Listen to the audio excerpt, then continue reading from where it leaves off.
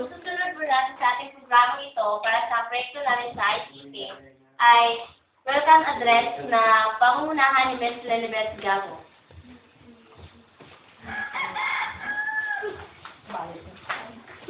So, magandang tanghali mga bata.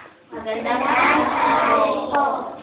So, andito po kami ngayon upang madaragdagan ang inyong kaalaman sa pamamagitan namin. So, ang edukasyon ay mahalaga, di ba? Opo.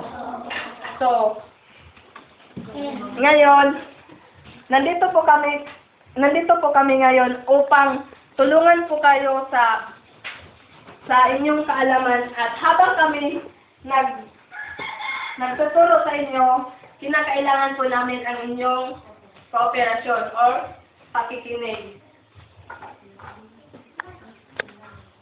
So,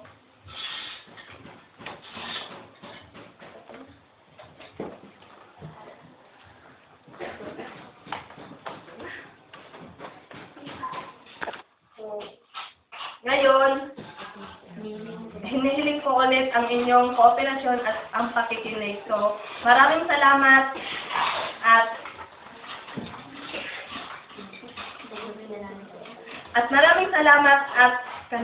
sisimulan na namin ang aming proyekto.